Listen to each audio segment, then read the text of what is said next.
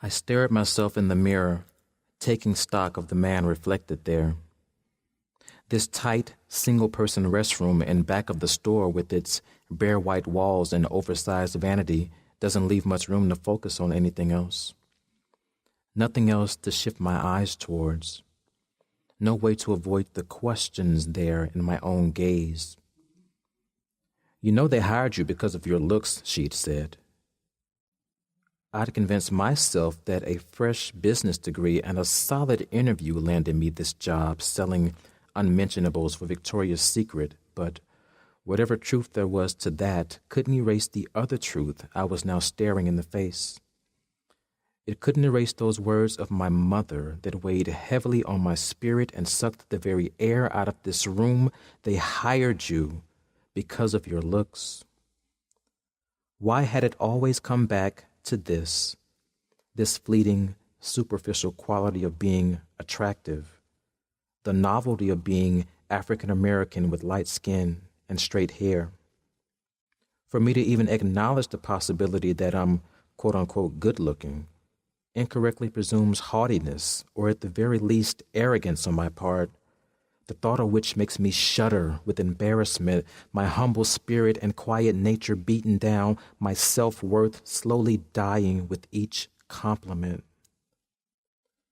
I'd read somewhere that being attractive simply meant you satisfied the mind's desire for symmetry, that our brains were pleased by a face with equal proportions, that the left side of your face matched the right side, that your two eyes sat an equal distance from your nose, the nostrils of your nose identically flared, that your lips curved perfectly the same to opposite corners of your single mouth. It was scientific. Beauty was simple, and I was beautiful, but that educated answer leaves no room for the complexities of gender and race, or the more complicated concepts of colorism or lookism.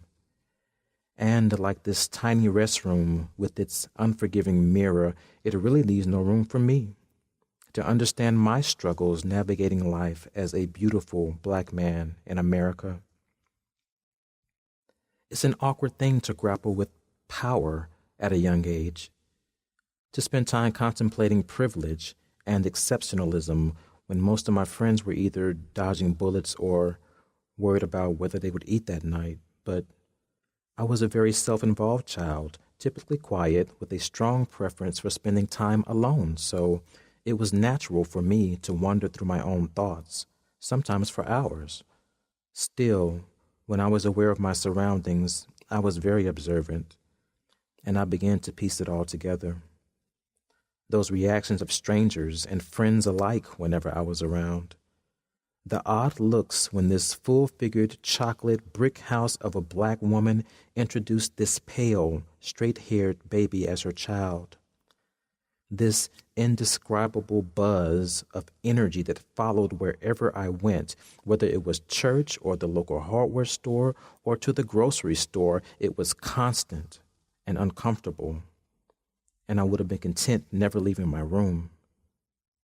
I would later learn that those odd looks that flashed and disappeared on people's faces when my mother claimed me as her child were looks of disbelief, sometimes shock.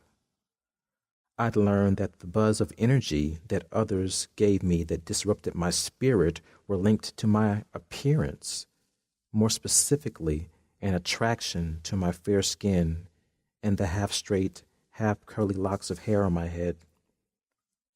How long had I been here? I probably should have been on the sales floor a long time ago, but I can't seem to leave this restroom. This mirror pulls me closer, and there she is. My slim jaw and high cheeks are hers. My kind eyes and delicate nose, just like her.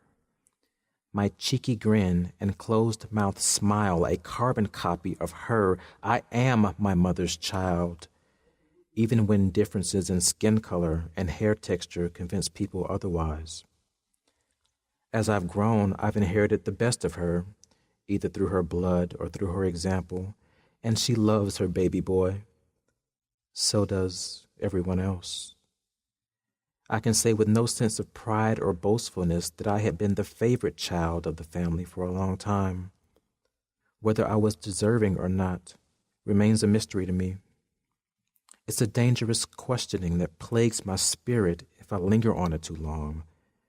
This self-made family of strong black and brown men and women, big-framed people shaped by country living with the skin color of ebony or molasses, choosing to lift up this big-eyed, curly-headed baby, high yellow with good hair. Is it an unconditional love for me that would reside here regardless? Or are there minute traces of their segregated, sharecropping past where the fairer you were, the better you were? Would it hurt them to know I struggled with their affections because of my own battles? A desire to be known by my heart and my deeds, a question I will never have the courage to ask, why do you love me? A fear that my loved ones, the other children in this family, suffered at the hands of my privilege. Where there are favorites, there are casualties. Was I to blame for their poor choices and missteps? Were their decisions directed by their own need for a spot in this sun that I enjoyed, crying out for acknowledgement, longing for love and acceptance? Their actions leading them down paths they'd be lucky to survive through no fault of their own. How many others around me have suffered? There is a price to pay for it all.